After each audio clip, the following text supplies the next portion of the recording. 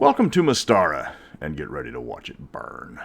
This week's topic is all about the end of the world. What if Entropy wins? You've got 5 spheres of power, 4 of which are in perfect harmony. And then you've got Entropy, the really rottens of the D&D multiverse. They want to set the world on fire, watch it burn, and then reshape it in their image. But what is that image going to look like? As you can expect, the entropics don't have a single plan for their goals. Many of them are mutually exclusive. Getting them to agree on a course of action is like holding an organized for anarchy meeting. That's one of the reasons why Entropy has a hard time winning. Their inherent weakness is an inability to work together. But how would the world look if one of them did succeed? I'm Mr. Welch, and today we are one mistake away from blowing up the world.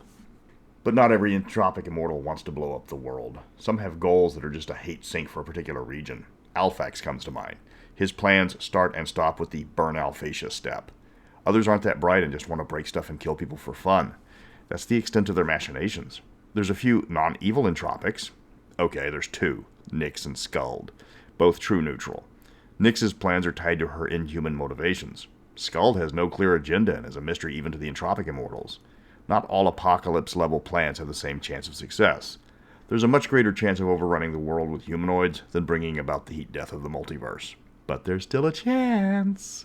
Starting at the top, our first contestant is Hel. She is the most powerful hierarchy of entropy. She enjoys the cold stillness of winter, two-tone makeup, and bringing Ragnarok into the world.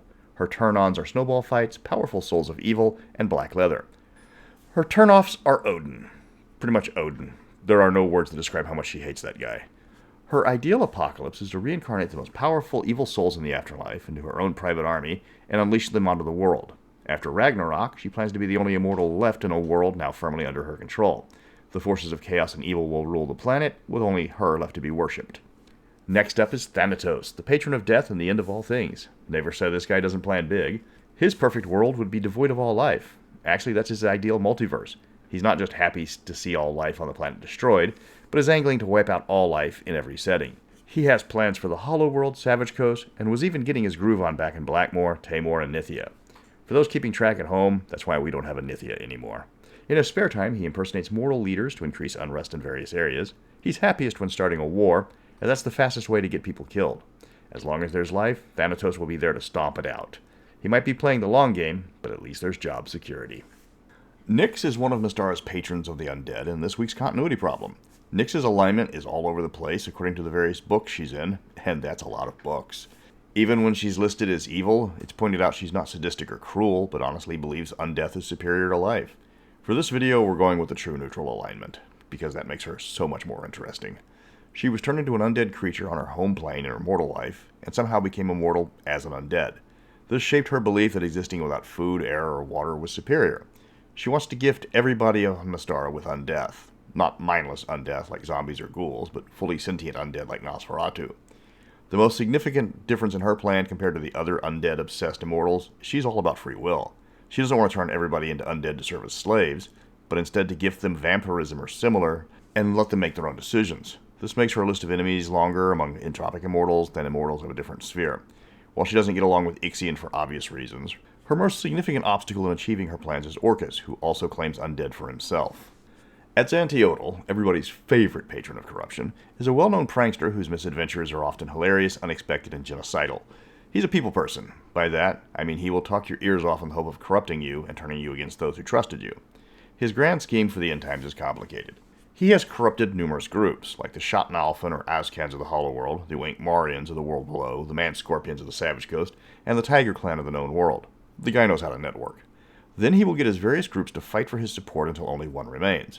Then he unleashes his new super-strong army on the world, destroying all life on the surface, especially elves, assuming he doesn't get bored with his plan and start working on a new project.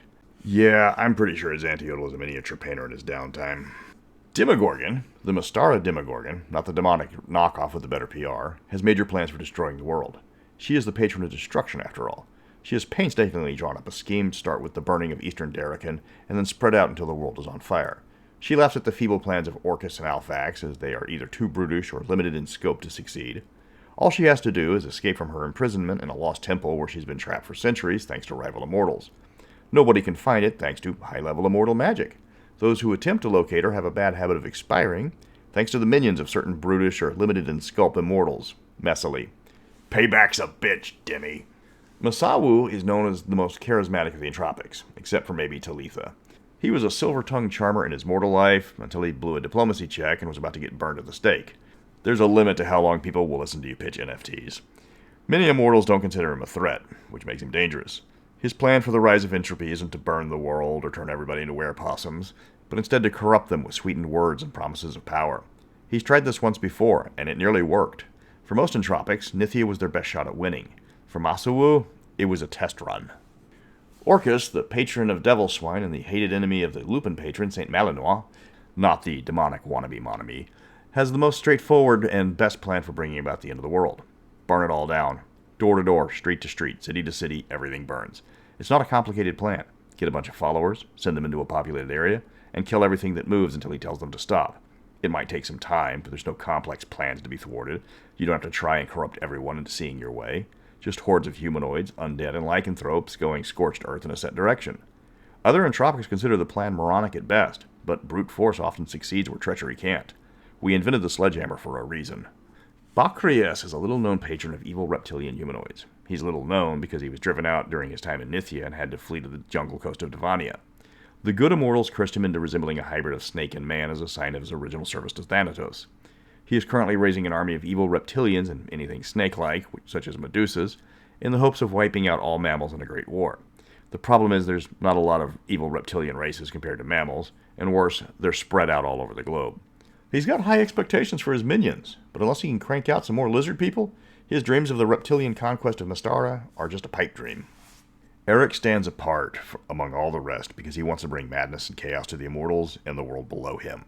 He is an ancient immortal and an unpopular one because, in a time long since forgotten, the other immortals did the equivalent of shoving him into a locker for being a creepy loner who wanted to destroy everything.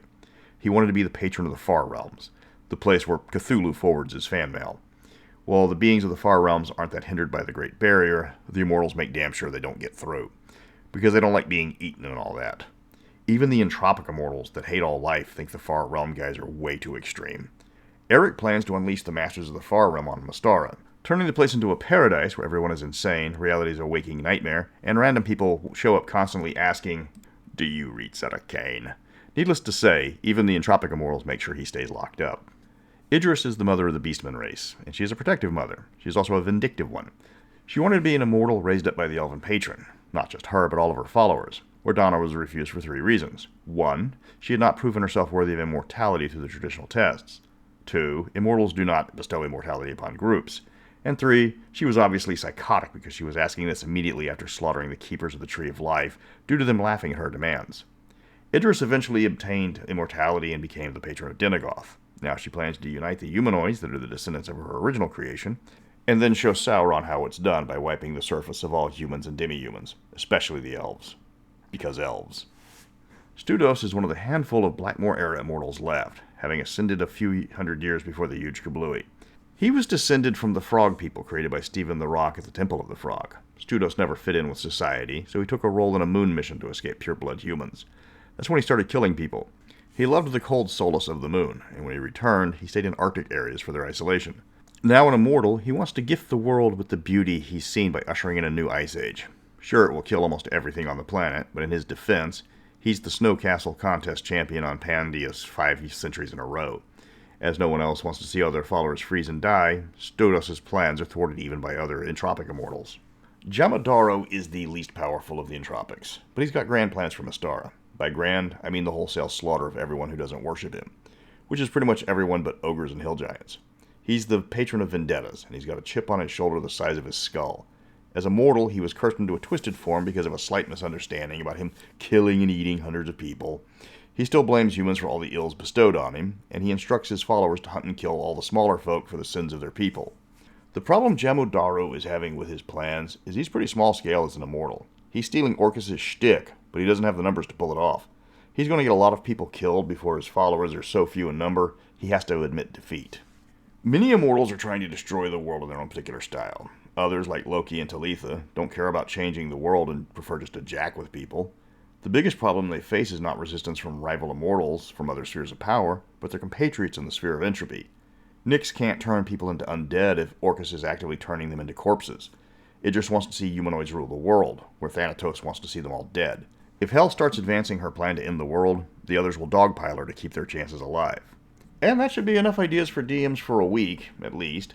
Next week, I'm sticking with Immortals and looking at the ones that bought it, the dead or lost Immortals. But until then, what a crazy fluke, we're going to get nuked on this holly jolly day.